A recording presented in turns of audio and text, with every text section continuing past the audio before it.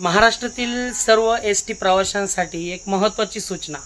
आपल्या एस-टीचं पूर्ण डिजिटलायझेशन होण्यासाठी आणि प्रवास सुरक्षित आणि पारदर्शक होण्यासाठी महाराष्ट्र राज्य मार्ग परिवहन महामंडळाचे परिवहन मंत्री माननीय श्री प्रताप सरनाईक साहेब यांनी NCMC कार्ड वितरण करण्याची घोषणा केलेली आहे आणि ते सध्या सुरू आहे. ते आपण काढण्यासाठी त्यासाठी काय लागणार आहे, ते कार्ड कोणासाठी कुठे काढायचे, कोणासाठी कार्ड ग्राह्य असणार आहे ते मी तुम्हाला थोडक्यात सांगतो.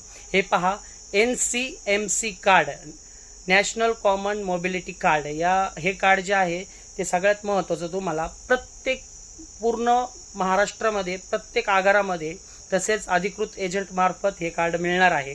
त्या कार्डची किंमत आहे फक्त 200 रुपये आणि कार्डासाठी लागणारे जे कागदपत्र आहे ते तुम्हाला सांगतो मी. पहिले तर तुम्ही स्वतः तिथं हजर पाहिजे, अंगठा द्यावा लागतो. दुसरी गोष्ट, आधार कार्ड ओरिजिनल असलं पाहिजे आणि मोबाईल लिंक असलं पाहिजे आणि सोबत 200 रुपये एवढं घेऊन तुम्ही प्रत्येक आगारामध्ये आपल्या जवळच्या बस स्थानकावर NCMC कार्ड हे स्वतः विकत घेऊ शकता.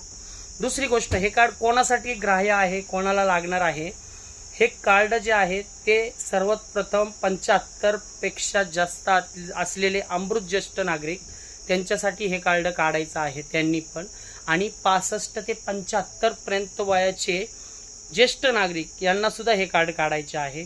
आणि महाराष्ट्रातील ज्या आपल्या माता भगिनी आहेत, सर्व महिला यांनी सुद्धा हे कार्ड काढायचे आहे आणि त्याचबरोबर विद्यार्थ्यांना सुद्धा हे कार्ड अनिवार्य होणार आहे. आता तुम्ही म्हणता हे कार्ड आत्ता जर आपण काढलेलं नाही आणि ST मध्ये जर आपल्याला प्रवास करायचा असेल तर कंडक्टर तुम्हाला तिकीट देईल का? निश्चितच हा प्रश्न आहे.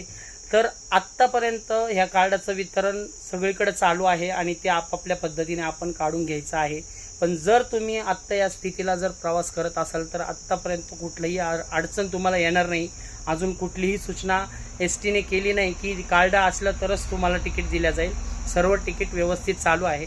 पण लवकरात लवकर आपल्या प्रवासामध्ये अचानक कुठल्याही प्रकारची अडचण न येण्यासाठी तुम्हाला NCMC कार्ड काढणं अनिवार्य केलेलं आहे. ते तुम्ही काढून घ्या.